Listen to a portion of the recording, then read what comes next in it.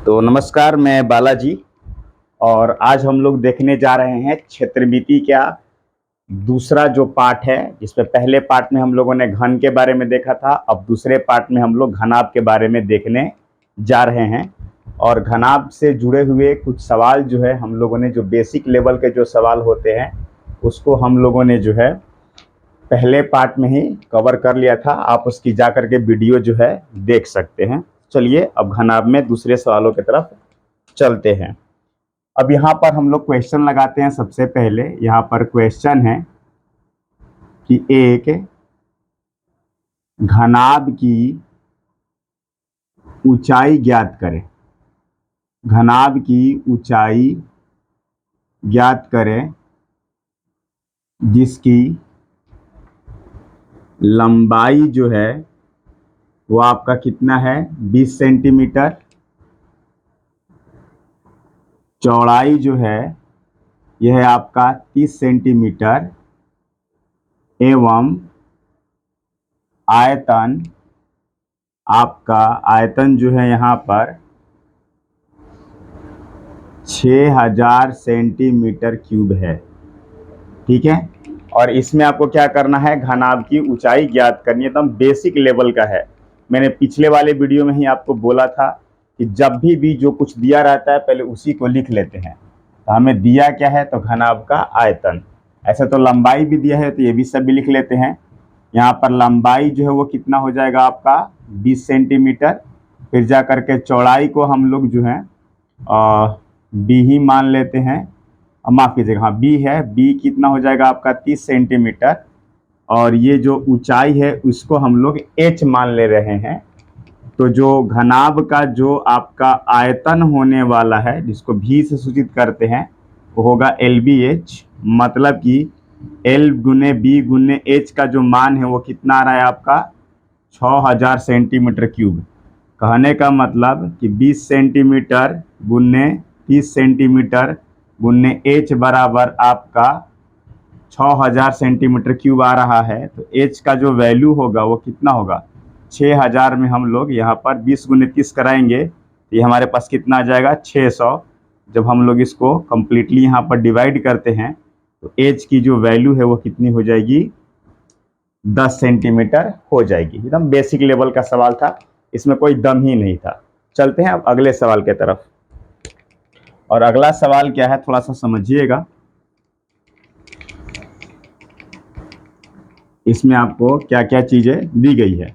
इस सीरीज में हम लोग पहले घन देखे थे, फिर घनाभ देखेंगे, फिर इसके बाद शंकु, बेलन और गोला, अर्धगोला, इन सब पर बात करेंगे, और फिर ठोसों के संयोजन पर भी बात करेंगे। तो सबसे पहला यहाँ पर आपको मान लेते हैं, क्वेश्चन दिया हुआ है कि दो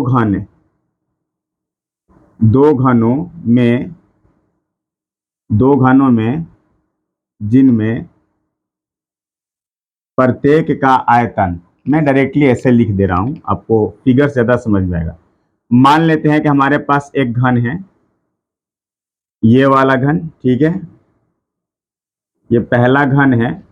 और फिर जा करके ये हमारे पास जो है ये दूसरा घन है, ठीक है। ये पहला घन और फिर जा करके ये दूसरा घन। पहले वाले जो घन का जो आयतन है वो कितना है, 125 सेंटीमीटर क्यूब, और दूसरे वाले घन का भी आयतन जो है वो 125 सेंटीमीटर क्यूब है।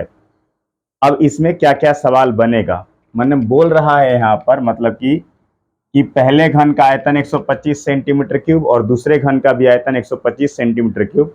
इन दोनों घनों के संलग्न फलकों को सटा करके घनाभ बनाया गया है। मान लेते हैं कि हमारे पास यहाँ पर एक घन है और ये भी घन है।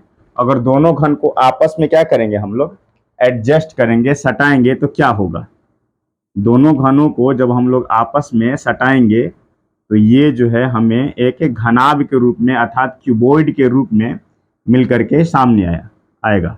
पहले क्यूब का जो है वॉल्यूम 125 सेंटीमीटर क्यूब है और दूसरे क्यूब का भी वैल्यू 125 सेंटीमीटर क्यूब है। अगर दोनों को आपस में जोड़ देंगे सरफेस टू सरफेस तो हमें जो है कुछ इस तरीके का स्ट्रक्चर जो है देखने को मिलेगा।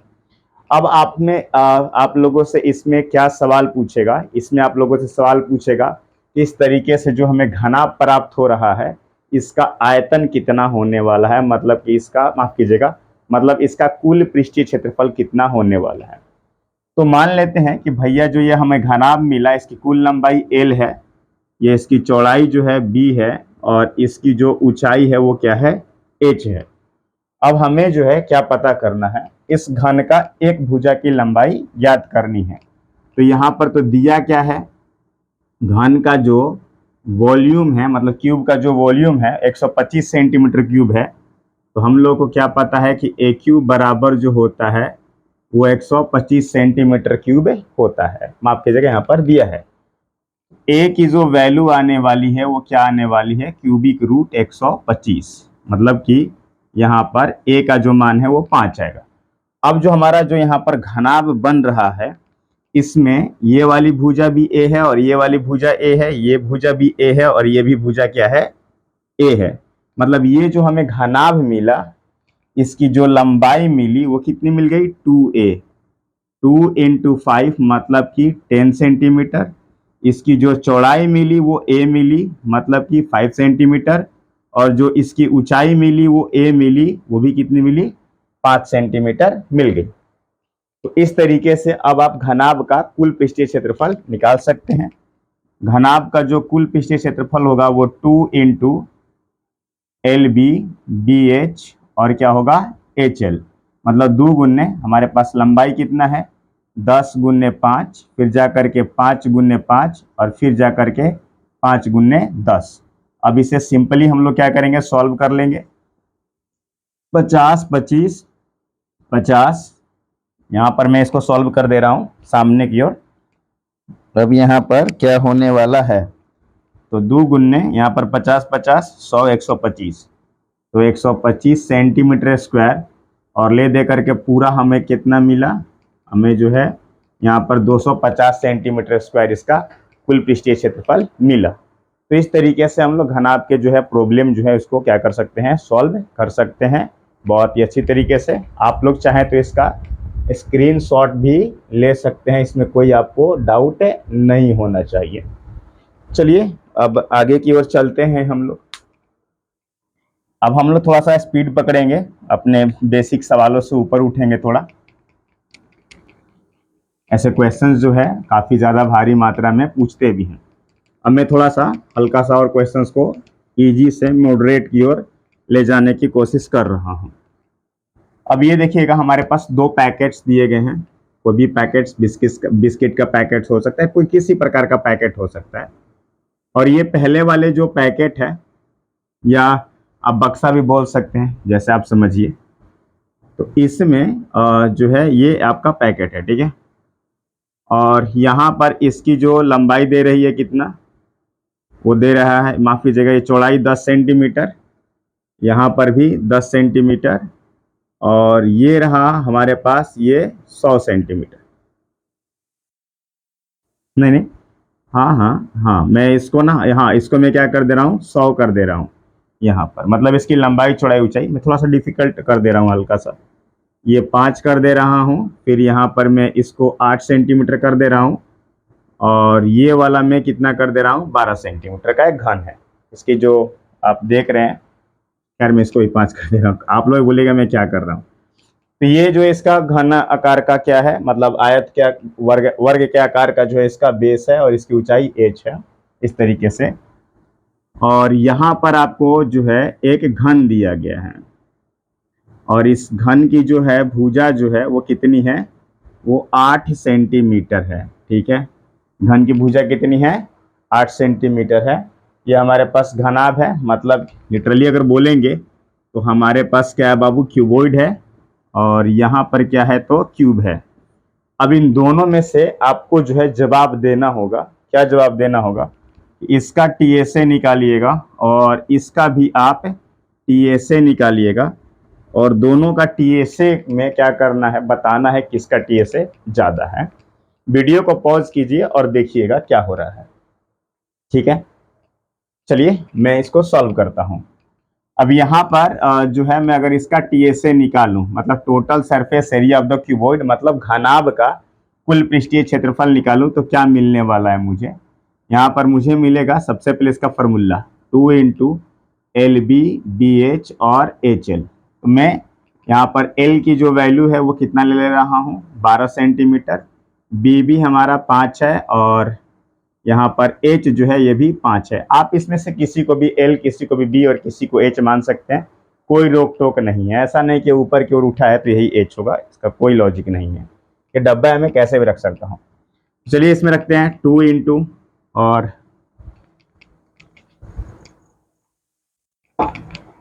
2 इंटू यहाँ पर क्या आ जाएगा आपका 12 गुन्ने 5, फिर जा करके 5 गुन्ने 5 एल बी बी एच और एच एल। जी हाँ, एल बी बी एच और एच एल।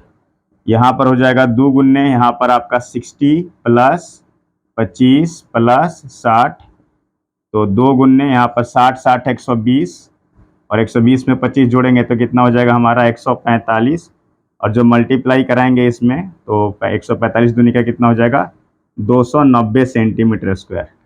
इसका निकला, इसका कुल पृष्ठीय क्षेत्रफल निकला, मतलब घनाभ का। अब इसका निकालेंगे तो क्या हो जाएगा 6a स्क्वायर, मतलब 6 गुन्ने 8 सेंटीमीटर का स्क्वायर, मतलब 6 गुन्ने 48, मतलब 8 का 48 की 8, फिर चचौ के 24 और यहाँ पर आपका 4 28, 288 सेंटीमीटर स्क्वायर निकला। तो आप देख सकते हैं कि लगभग 2 सेंटीमीटर स्क्वायर का क्या पड़ जाता है हम लोग के पास, यहाँ पर जो है इसका अंतर पड़ मात्र घन में और घनाभ में। ठीक है, अब हम लोग क्या करते हैं, इसमें से कुछ क्वेश्चंस और भी लगा लेते हैं। जैसे यहाँ पर क्वेश्चन है, मैं पहले लिटरली इस क्वेश्चंस को लिखूंगा पूरा पूरा।